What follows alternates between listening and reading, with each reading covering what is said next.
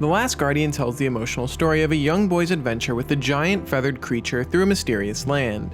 The story is framed as a flashback narrative with the boy, now an older man, recounting the events while they unfold as you play through them. The narrative, spoken in a strange foreign language with subtitles, is set around a developing friendship between the nameless boy and this cat-dog-dragon hybrid creature named Trico as they travel together through ancient ruins. As you might guess, there's certainly an emotional bond that's formed between the characters as you explore these ruins. Between the mannerisms of Trico and the interactions between the boy and the beast, The Last Guardian does a fantastic job establishing this emotional connection between the characters and player, and by the end of the game, you'll have an emotional investment in the story and characters. The Last Guardian is comprised mostly of environmental puzzles, with a mix of action-adventure gameplay elements thrown in at times. As a mere boy among these magnificent ruins, much of the gameplay does require you to work with Trico, whether it's to reach high platforms or protect you from the ruins' guards. There's little direction given, save for a few times the narrator helps guide you toward what must be completed. This guidance was rare though, and for the most part it's up to you to figure out what to do next.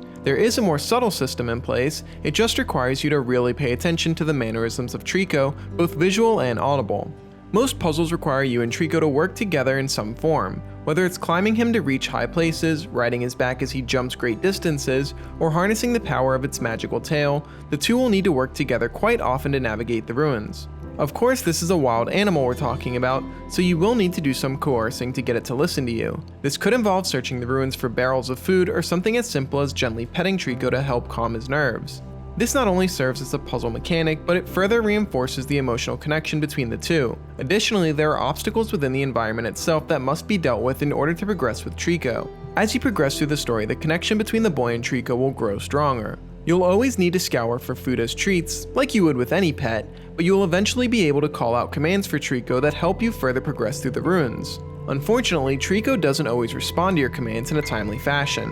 Gameplay, though adequate, isn't exactly the most polished in The Last Guardian. A good portion of the game requires you to ride on Trico's back and direct him on where to go next, but he doesn't always act on your command the first time.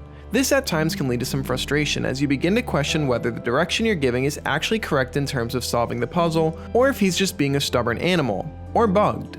Thankfully, these instances weren't game-breaking, and I eventually got Trico to listen to me, but having to give the same command multiple times is a bit annoying. When not fighting the beast with commands, you'll also find yourself fighting the awkward and at times broken camera angles. This is by far the game's weakest point. While not game-breaking, they are frustrating. The camera angles get especially wonky when riding on Trico's back. To its credit, the camera usually does sort itself out, but it can get annoying and dizzying at times.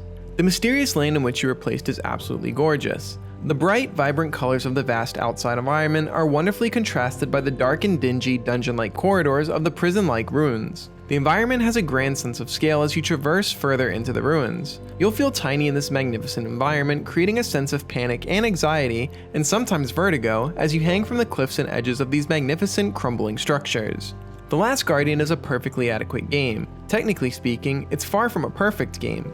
Camera glitches, wonky controls, and at times finicky behavior out of Trico can cause some frustration. That being said, none of the problems I encountered, except for one particular sequence at the end that suffered from poor frame rate, took away from the overall enjoyment I had playing The Last Guardian. The emotional buildup has been up to 10 years in the making, and from a story standpoint, The Last Guardian lives up to expectations. You'll definitely feel a connection with all involved in the story, and Team Ico has managed to create an AI companion worth saving. Trico has more life and personality than just about any other AI companion I've encountered, and it's even more impressive that they've done so with a creature unable to speak actual words. It can be argued that no game is worth waiting 10 years for, but I thoroughly enjoyed The Last Guardian.